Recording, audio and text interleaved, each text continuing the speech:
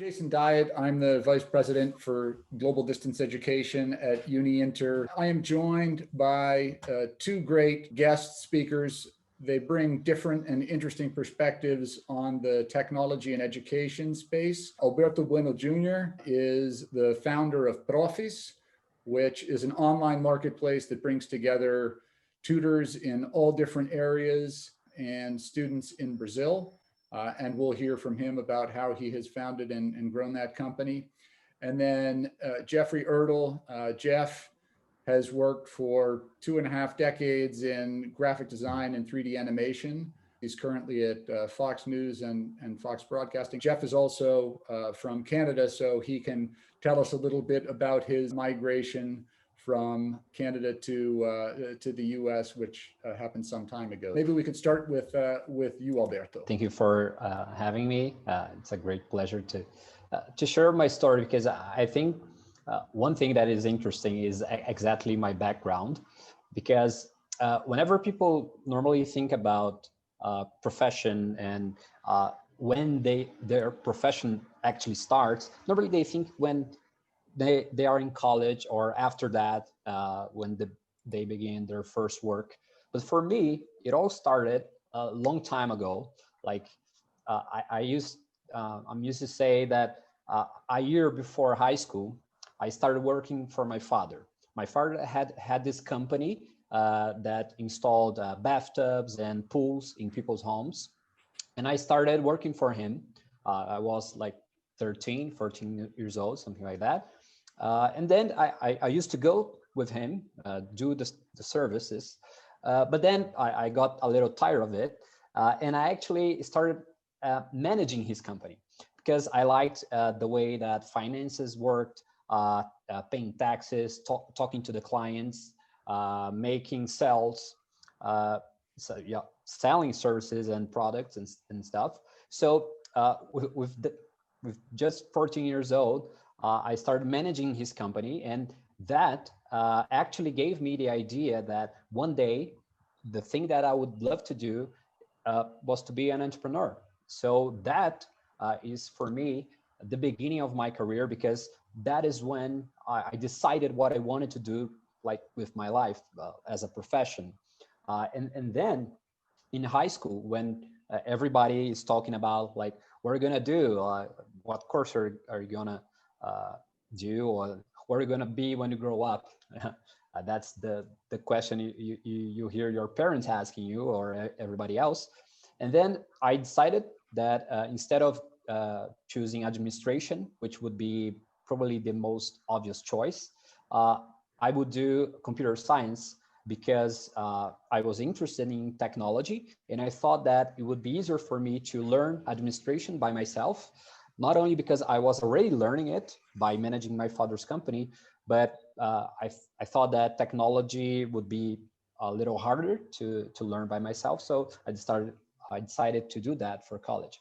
So that's the beginning of my career, and that's kind of different from some of my friends, because normally they choose that based on what job they want to have.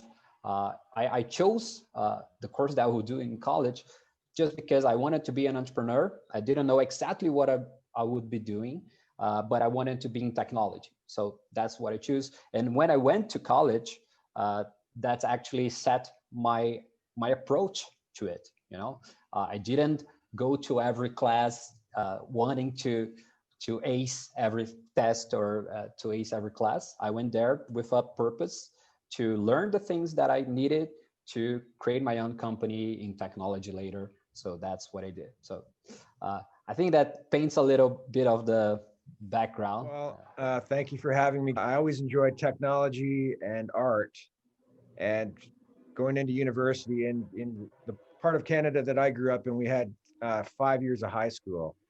So I decided I wanted to study architecture in a large city, Toronto, which was a few hours away from my house. And I was just kind of a country boy. So I moved to the big city, and I took architecture for 4 years.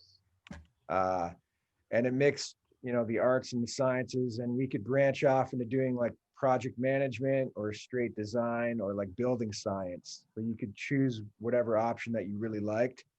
But when I graduated, there was a recession going on in Toronto. And it just so happened that Jurassic Park came out the same year. And there were a lot of companies in Canada that were making 3D software that was used in the motion picture industry. And through a couple of friends who kind of just stopped, studying photography, and they went right into working in production houses. I basically volunteered at a production house for a few months after I graduated and found my way into the industry and developed I had a lot of good mentors who were maybe 10 years older than me. And they ended up sort of moving stateside about a year before I had the opportunity to. So that was essentially, there was that first wave of computer animation was just really hitting, and everybody was talking about Jurassic Park and Toy Story. And I kind of rode, the tail end of that wave into the States. Was it clear to you when you were starting out what you wanted to do professionally?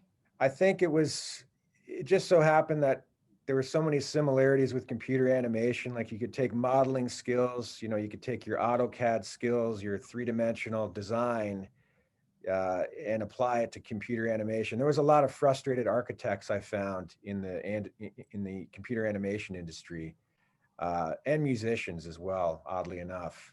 I always liked doing poster design, but I was never really formally trained as a graphic, like a print designer or anything. So I had to pick up those skills as I was, learning and progressing. What was that like for your friends who were going from music into technology? How did that work out? Those people were always they wish they had a career in music, and they were kind of just, they were settling into, the visual arts and 3D animation because it was much more easier to make a living, and the wages were better than being a starving musician. You do try to think in musical terms a lot with composition and timing, because in animation and music there's a lot of similarities there, and I think that can help. In my view, when I, as I said, like in high school, decided that I wanted to be an entrepreneur, I knew that that was my goal, to have my own company and to somehow create value for people and society. But I didn't know exactly what I would be doing like 3 years in the future. Not even if I would be working on my own company, or if I would be working somewhere else, or even what I would be doing exactly, even if it was my own company, if I would be programming, or if I would be, I don't know, talking to clients, or if I would be paying taxes. I didn't know exactly what I would be doing, but I had this goal of creating my own company. So everything that happened from that point on was just a series of steps so that could happen. So I'll just connect to the next question, which is, all right, so I thought just very logically what I would have to do. So I was in high school, and I thought, okay, so the first thing I have to do is to get into college. So in Brazil, you have a lot of universities. I wanted to get into a federal university, or in this case, a state university. They're free. So that was my first target. And then I spent the whole high school studying for that, as everybody else. But I had this goal of, all right, I want to get into USP, so that's what I'm going to do. So I studied for that. It wasn't that I will study as hard as I can, and then if I can get into USP, then I'm happy. It was kind of different. It was, I want to get into USP. What do I need to do that? So, for example, in my time when I went for computer science, in the second phase of the vestibular, in the tests, you only had math, chemistry, and I think Portuguese and physics. So I didn't study a lot of biology. So this approach of doing the most practical thing to get to your goal, I took the same method of thinking to creating my own startup. So when I got into college, I said, all right, I want to do this. I want to start it, but there are some things that I lack. First is work experience, and the second is an idea. Work experience, then I started working at USP as a network administrator, and it was very nice. I started learning how to deal with people, work with teams, and manage resources, in this case, public resources, and that was a very tough thing to do. And second, the idea. The idea only came later in my second job, which was working for Harvard University, and Jason was my boss. Actually, the best boss I ever had, even though I only had one. And then that gave me a lot of experience working with people in education. And that is when the idea came. So I had this idea of creating something in technology and education at the same time. So the first step that I did in creating my own company was, all right, I need partners. So I started talking to my friends in college and trying to see who would be interested in starting a company, starting a startup. And I actually came to a group of 5 people. And then we started like brainstorming ideas, and Profis was one of the ideas. So we focused on that. And that was the first step. So the first difficult part, and then we can get to more difficult parts later. The first real challenge was that, all right, we could, as computer scientists, program using our own time and put a website online. But how do we get revenue? How do we start a company, and how do we make so that we can leave our jobs and focus on the company? So that was the first challenge, which was to create a business model. Jeff, I may be asking the wrong question, so feel free to reframe this if I'm off the mark. How do you pick what to focus on? How do you pick where to deepen your skills versus thinking about, wait a second, I might be going too deep in this specific area or this specific tool, and I might miss the next wave because technology moves quickly and I've got to stay on top of it? How have you navigated that in the context of really big companies where I assume you've got to have a pretty specific skill set? That's an interesting question, because when I started off, we were all pretty much generalists. Like you would do the animation, you would do the texture mapping, you would do the lighting, you would do the compositing, all like everybody was a generalist. But when I moved to the States, one of the first jobs I had was doing motion pictures in California. Essentially there, it's like you're very specialized. My job there was, I was lighting and compositing, and I would work with an animate, like there was a whole pipeline system, and you were just part of a section of a pipeline. So I would kind of manage the shot. I would light stuff. I would make sure that it integrated into the shot film. That was my shot. But every day an animator would be doing, enhancements. And at the end of the day, I would have to integrate all of his latest moves with all of my latest moves, set the render off at nighttime. The next morning, you'd have dailies, you'd reevaluate, and then everybody else would be doing adjustments. So, but you also had people who would just rig skeletons. That was their job. They would, build like IK contraptions to put into characters, or you'd have people that would just be painting and working on, plates, or camera match moving, where you're basically trying to match a real world camera so that you can put it into a computer program, and then you can animate it and everything will work when everything is finally rendered. So you kind of get specialized in motion pictures. So if you're really into modeling, I mean, that's all you're going to do in one of those big companies. Or rigging, that's all you're going to do. But the generalist approach, a little bit about everything, but you still have to, like, if I was going to do like animation right now, because I'm at Fox, I'm more of a generalist again. You kind of have to go in, look at some tutorials, look at some, we do use 2 different types of 3D software. So even conceptually, what needs to happen, but every upgrade that happens in those softwares, you always have to kind of push yourself. You're always learning, and that's the exciting thing too. You always have to be fresh, and you always, I don't know if Alberto finds the same thing, but every day it's like you think you're out of university, but your education is just beginning after that. We started working remotely from home middle of March of this year. I don't have to commute as far, so I'm spending more time kind of on the machine during the day, and I can come in at random hours at night to set myself up so that it's easier the following morning. So in some ways it's a lot more convenient, but in other ways we're actually communicating better now than we were in the office, which is, there's going to be all kinds of studies, I imagine, on how this is affecting everybody. But from my perspective, our communication is almost better. At Profis, what we did is we rent a house near my house, actually. And then every collaborator is working from home. But I am still going to the office. We are using tools to communicate.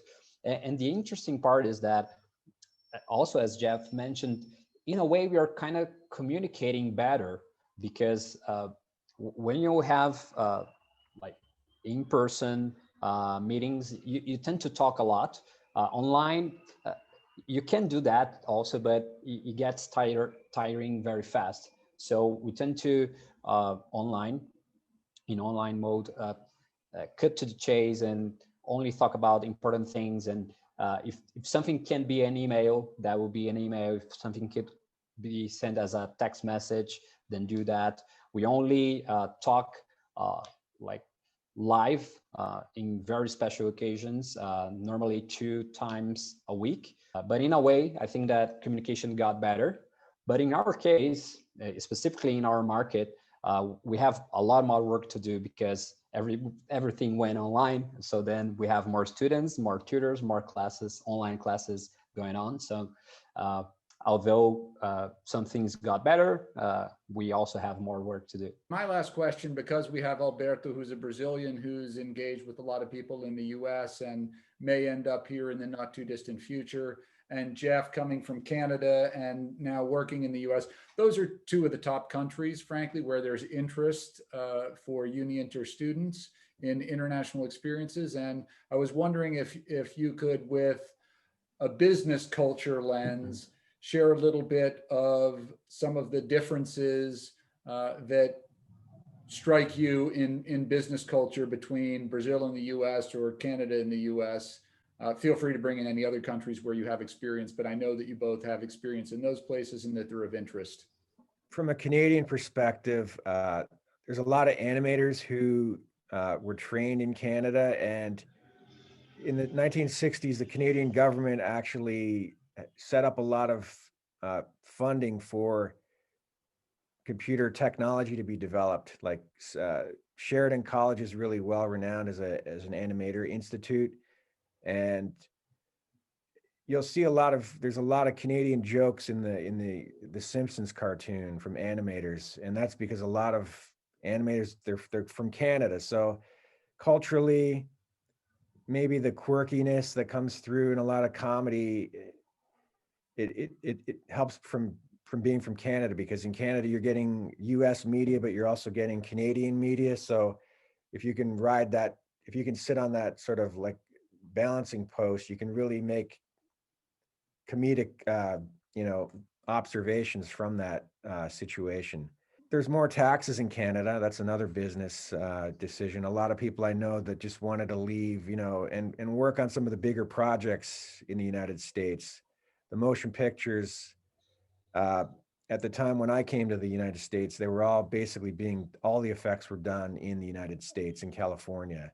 And I think that's changed a lot now. Like Industrial Light and Magic has a Vancouver office. They have more of I think they have a Singapore office now. So that's really getting internationalized.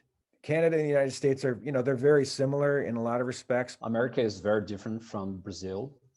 First, because there's a lot of money involved. So there's a lot of private investors, hedge funds, and there's also a culture of startups much more older than Brazil. What I mean by that is that there has been a lot of companies, successful companies, to prove the market exists and to make all this economy, flow. So today in the US, there's it's much easier to raise money or to start up a company, because you have a lot of well qualified people, people that want to innovate, and people that understand the difference between working in a startup or working in a big normal company. I think there's a great cultural and economical difference between the US and Brazil. So that could be a very different place to start a company, because in Brazil you have more difficulty in those terms. In US could be a little easier, but at the same time there's more competition, and at the same time people probably already solved a lot of the problems that in Brazil are unsolved. And what I mean by that is that there are some problems here that nobody thought that they are problems, or nobody created a innovative solution for that. But in US, there are already thousands or hundreds or I don't know how many companies for the same problem. Sometimes we can actually see what people have done in the US and try to mimic it here, and try to make it happen. So that's one disadvantage, but also something that can work in your favor. And the second thing, people normally think, all right, so if only we could be in the US or anywhere else, then we would be successful. And that's not necessarily true, because as I said, something that can be an opportunity here is not an opportunity somewhere else. The good way to think whenever you're starting something is, okay, so what problem am I solving? What market am I targeting? You know, so something that can be a market here is not a market somewhere else. It could be a market in China, or any other country, in India, for example. So I think there are differences, but we tend to have that it will only work in the US or in rich countries, but something can pretty well work here too. How does like software and AI help you on your day-to-day job as like animator? And do you think that it would be possible for in the near future for us to see something entirely done through computers, for example? That's more of a curiosity. I don't know if you can. Wow, that's a very good question. Oddly enough, that movie AI that came out in the early 2000s, I worked on that. Well, that was actually that was a Pinocchio-based story that Stanley Kubrick had wanted to do, but he never ended up doing it. And when he passed away, Stanley Kubrick's widow wanted Steven Spielberg to take the project over. So that's kind of, that's how that happened. AI projects or AI software, we really haven't got to that point, where we do have a program called Viz, which does real-time graphics, which I could, all of our lower thirds and like maps that get updated instantaneously. That's not really my department, but I could see how AI would be influencing that before really what I do at my job. But yeah, that's something that I'm fascinated with, and I'm embarrassed to say I don't know more about it than I do right now. Once Poliana is off studying her PhD in AI, we'll put you back in touch, Jeff. Hi guys, my question is also to Jeff. I work as a graphic designer, and I'd like to know, in your experience, if you can scale how important is your portfolio versus your resume, because nowadays most people in my field here in Brazil, they've got great portfolios, but when you see their resume, sometimes they didn't even finish the graduation or something like that. So I'd like to know, in your field, working where you work now, if the resume is important as the portfolio. I always found that having a demo reel that was under a minute and a half is one of the key things to have, because a lot of times you'll see a demo reel that, and students think that they need to really have a lot of stuff to show to get a gig. But a lot of times after the 2-minute mark, it's just too much. A nice 1 minute, 30-second demo reel that just, gives you all the punches and it shows kind of what your skills are. That's really all you need. And just make sure it's, tightly edited. And maybe the music shows some of your personality too, because that's a huge thing in my mind. The resume, it's tough to say because I really haven't had to use a resume since LinkedIn is, is the standard now. And maybe you guys could answer that, but do you think like LinkedIn is more important than having a resume, or do you think a resume is more important than LinkedIn? I would just have usually a one-page resume, and it would just have like all my screen credits. And when you get to a point where you're maybe a senior animator, you don't really have to put a lot of super detail in it. You just kind of, I think your resume evolves as you grow older, and you just stress the most important parts. What's your take on LinkedIn versus a resume, Jason?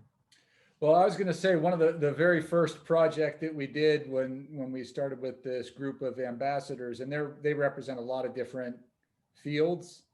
So that has an impact, and also ages. But I would say 75% of people, even, at the college level, already had their LinkedIn profiles at various degrees. And I know that it's absolutely the first place that I go. So we're kind of in this transition time where you still need to have a resume, and you're still Yeah. getting HR departments or people asking for it, but it's less and less. And I know that, even in terms of doing homework to get back, in touch with you, when I went to your LinkedIn page and here's a link, especially in graphic design and 3D animation, it's like, here's a minute and 42 seconds of work that I've done. And I actually shared that with you, Alberto, just to introduce you to each other. And the amount that you can get out of that show me, don't tell me is really helpful. So quick answer is I think LinkedIn is more and more important. But one last thing for Jonas is, uh, I also want to stress that it's important to work on real projects. Like it's tough to like, say you want to make something for your demo reel, and you come up with a bunch of ideas, and you need to have that sort of limitation where a real project is just given to you, and it's like, these are the confines, and I need to execute it within those confines. And I think that can really help, with the direction for your demo reel. Alberto, the question that was typed came into you. How do you succeed? Do you have any advice for someone who's early on in their startup? I'll use one analogy here. Imagine the startup as a ship, right? And you are the captain of that ship. So somebody had to build it. Probably you did, or you and your partners at the beginning. But then as it gets bigger, you need to hire people to do that for you, and better people to do that for you. So what I'm trying to say here is that you need to understand that you are not the best at everything. So you have to understand that if you are the best at everything in your startup, there's something wrong. Either you're not as good at it as you think, or you need to hire more people better than you so that you can go faster. So it's very easy to fall into ego traps when you're starting, because you think you're the best person to do that, and you're going to change the world. And that motivation is very important. So you have to keep that. But you have to understand that motivation and the strength to push things forward is different from having to do everything.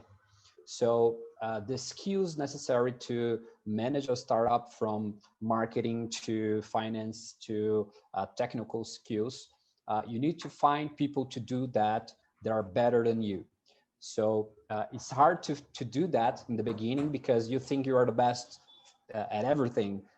So it's the first thing I would say is to try to get rid of that ego traps, so that you can actually bring in people that are better than you and can make that ship better. And then your job as a partner, as a CEO or CTO or whatever, is to try to make the ship not sink, instead of just trying to do everything inside the ship. So your concern is more to, all right, so what can come from outside that can destroy the ship?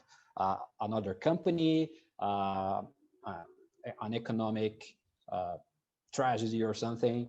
So I think trying to get rid of that personal thing is the best tip I can give right now. My question now is for Alberto. I've been like scrolling the Profis website, and I find it very, very interesting. One of the main problems that some people actually asked me about was kind of like how you managed to them not to go directly to the teacher instead of going through your website, and how did you solve that? That's a very interesting question because we have been asking ourselves that question for 9 years.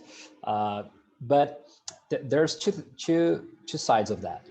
The first is, of course, we want for that not to happen, and that we have a name for it, which is called bypass. And every marketplace, which is what we are, have that problem. Every marketplace, Mercado Livre, eBay, everything. So it's not a problem of Profris or any other company in specific, but of that kind of a service, a marketplace. Then we can go to other marketplaces and see what they're trying to do to solve that problem.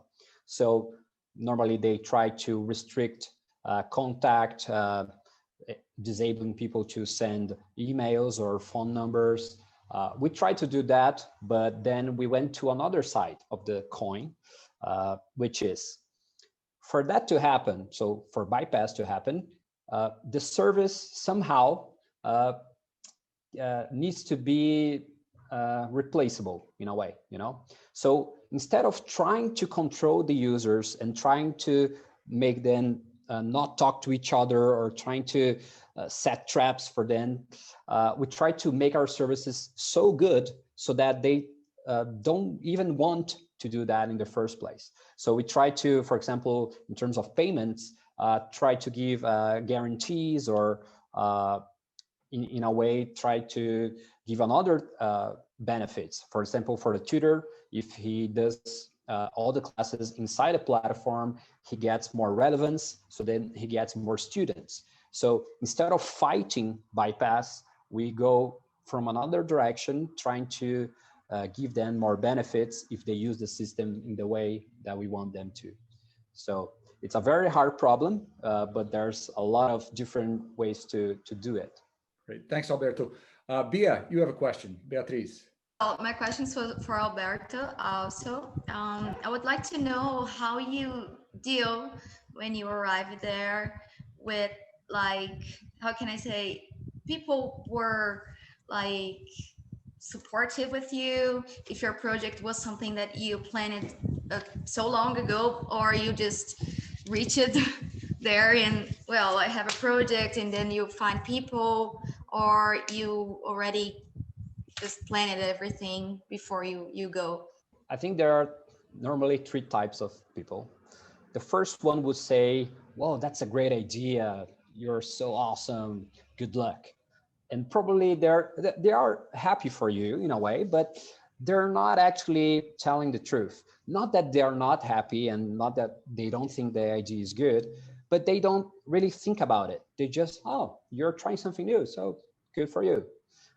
So the second person is kind of the opposite, which is they will analyze all of your idea, and then he'll try to find mistakes or holes in your idea, and will tell you.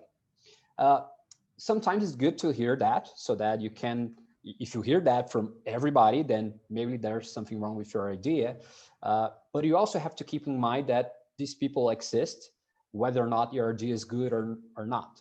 So even people from Facebook, Mark Zuckerberg, may have listened to people saying that the idea was no good. And that is the third type of person, which is kind of in the middle. You know, they see a hole, but they also try to give you the solution. Like, for example, the question that Poliana asked, I've been hearing that since the beginning, like, "Oh, that's a good idea, but how are you going to solve the problem that the student will try to connect with the tutor directly?" So adhering to that is also gives you a clue of a problem that you might face in the future, because if you didn't even start yet and the person is already thinking it, probably the user will think it. So that gives you a hint.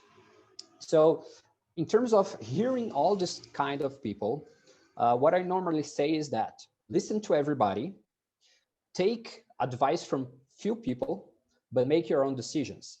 So you have to listen to everybody. So all opinions, you try to listen to it, but you only take advice from people that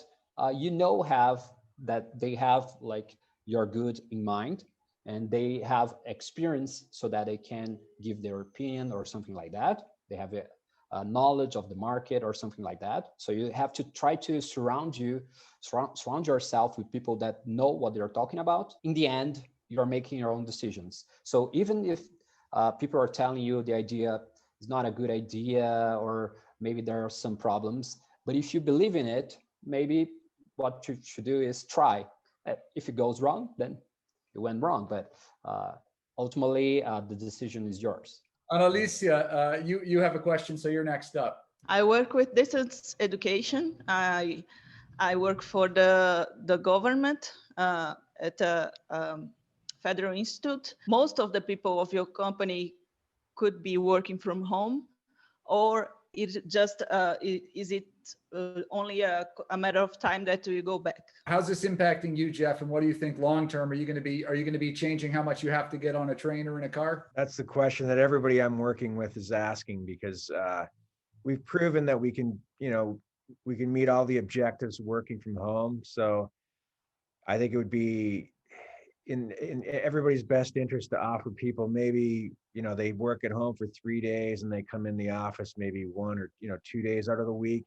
Offering people that flexibility is going to be key to retaining people, because the cat's already out of the bag in so many industries, and people, we've been doing a lot of work. We've been successful working from home. The fact that you can do little things on odd hours working from home, the company's getting more from us than if we were just there for our straight 8 hours, every day. There has to be some people, in the studio, but even some shows, like some of the hosts are in the studio and some are remote from their own home studios.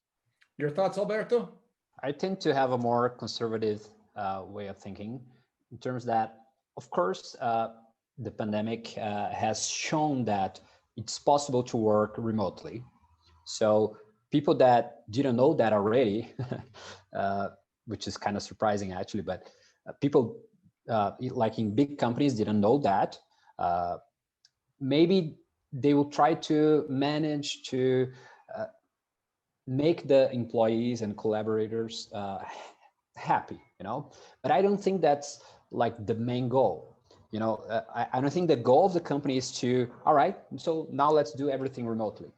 The goal of the company will continue to be to make a profit, to give something back to society and everything.